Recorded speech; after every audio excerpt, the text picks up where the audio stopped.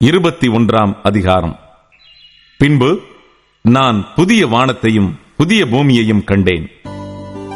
முந்தின வானமும் முந்தின பூமியும் ஒழிந்து போயின, சமுத்திரமும் இல்லாமற் போயிற்று.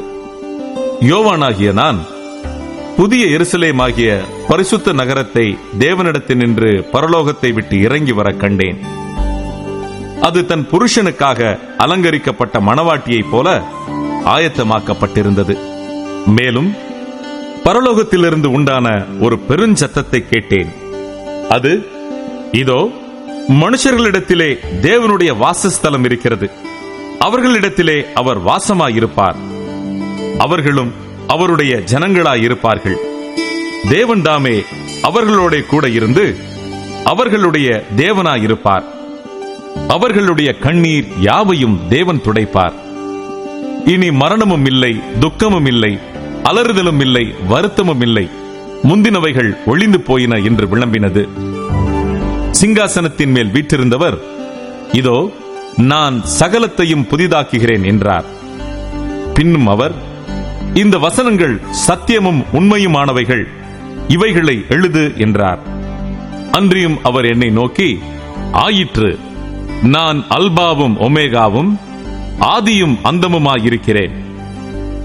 தாகமாயிருக்கிறவனுக்கு நான் ஜீவ தண்ணீரூற்றில் இலவசமாய் கொடுப்பேன்.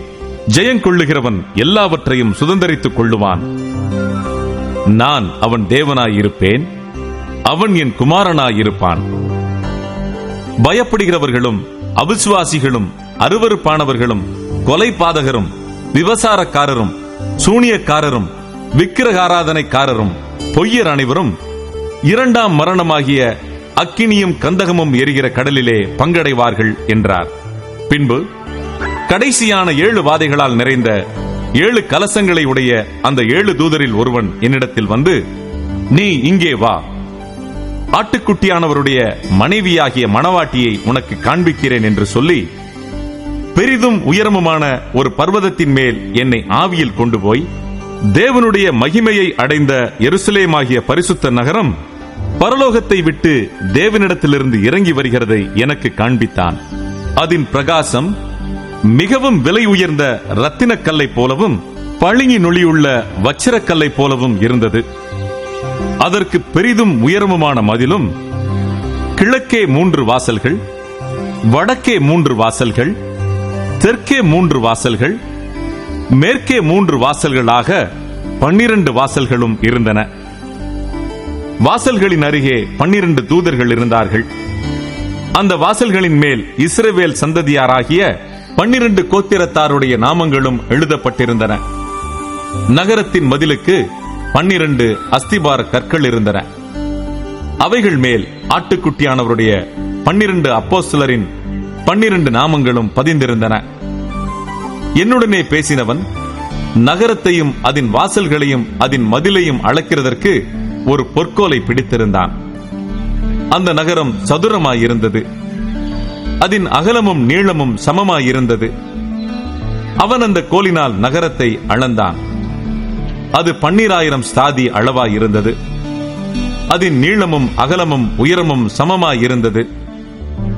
அவன் அதன் மதிலை அளந்தபோது அது தூதனுடைய அளவாகிய மனுஷ அளவின்படியே 144 முழமாயிருந்தது. அதன் மதில் வச்சிரக்கல்லால் கட்டப்பட்டிருந்தது. நகரம் தெளிந்த பளிங்குக்கு ஒப்பான சுத்த பொன்னாயிருந்தது. நகரத்து மதில்களின் அஸ்திவாரங்கள் சகலவித ரத்தினங்களினாலும் அலங்கரிக்கப்பட்டிருந்தன.